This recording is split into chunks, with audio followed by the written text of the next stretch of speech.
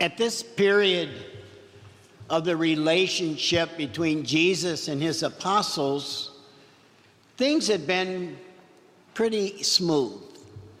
Jesus had spent time with them. He had taught them many things. He had allowed them to go on missionary journeys. He had allowed them to do miracles. And so things were going pretty smoothly. It was okay to be a follower of Jesus.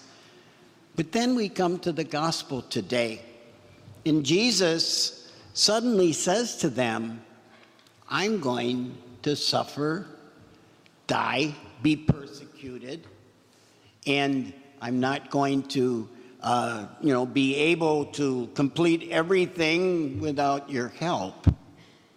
Well, things changed at that moment. And you see the reaction of Peter. Wait a minute. We thought you were with us for the long run. This is kind of a good gig we got going here. Things are going fine. And what are you doing talking about dying?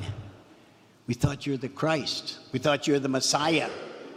Messiahs don't die, they rule, and they're big in making sure that great things happen.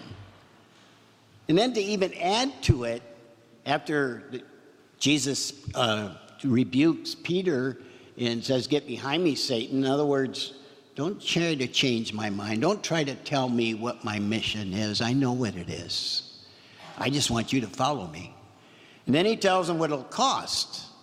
Up to this point, there's no cost. But now he says, whoever wishes to come after me must deny himself, take up his cross, and follow me. That was a very big change. It was now a requirement of the apostles to walk the journey with Jesus through the good times and the bad. Now, the reality of our human life is that every one of us has a cross to carry.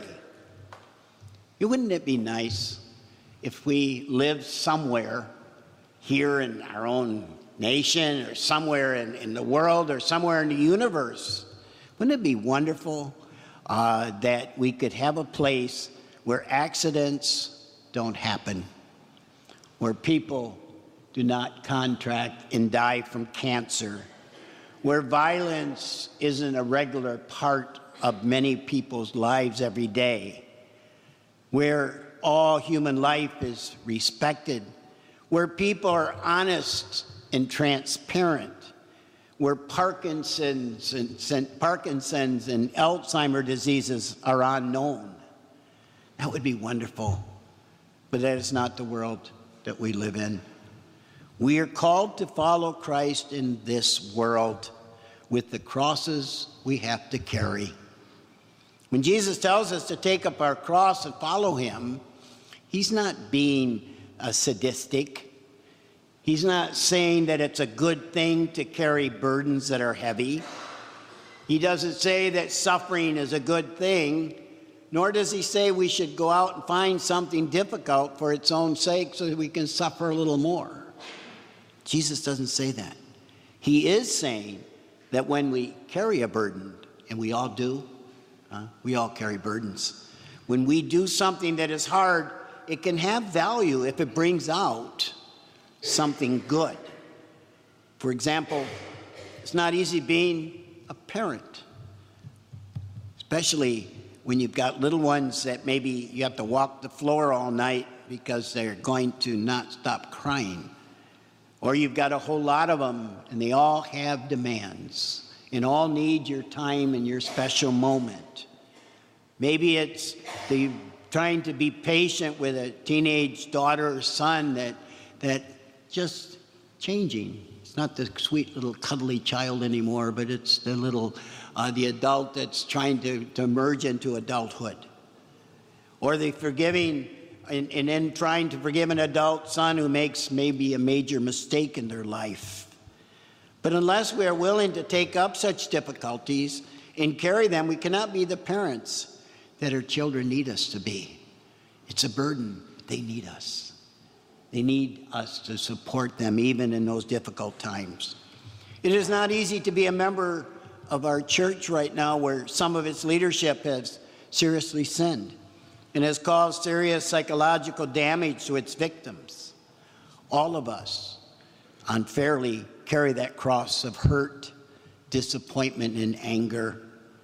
And yet, at that time is when we need again to remember who we follow. And it's Jesus Christ. And it's his message that we follow. It is not easy to remain positive, and we have to deal with ongoing sickness or deteriorating health. But unless we take up that burden and bear it, we will end up being negative and being depressed people. It's not easy challenging someone who acts unjustly or treats others with prejudice. But if we don't speak up, our society will never change. All our crosses are different. Each of you would have your cross to describe. Some light, some heavy, some very burdensome. And that is why it's important for us to remember that we do not gain the strength to carry our cross by turning inward, by feeding our anger and discouragement. We gain strength by turning outward, by finding some way to give, some way of touching the life of another. Self-pity and sadness depletes us of our energy and power. Even the smallest act of generosity, giving whatever we can muster, has the ability to free us and to empower us to continue. There's a very old movie called The Man Who Played God. I never saw it, but it sounds interesting, and I use it as an example of what we're talking about today. It is a story about an internationally famous musician who was very, very successful. And he accumulated a great deal of wealth. But at the same time, in the middle of his life, he was given a great cross to bear. He began to lose his hearing. You can imagine what that would be like for a musician, for anybody. No longer could he do the things that he loved. No longer could he hear what gave him joy. And he became angry and embittered. And he turned against his family and his friends. And he even cursed God.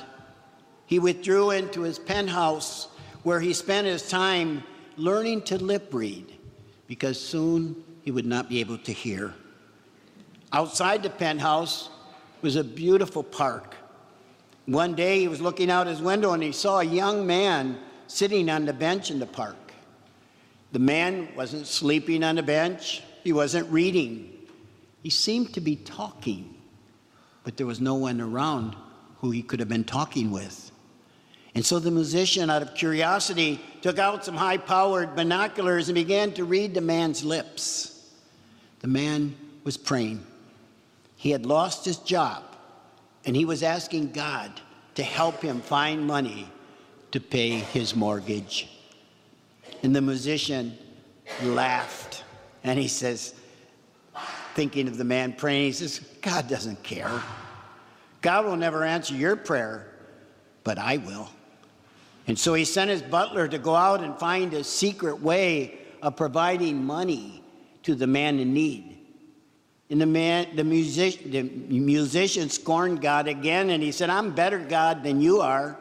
At least I answer prayers. It felt good.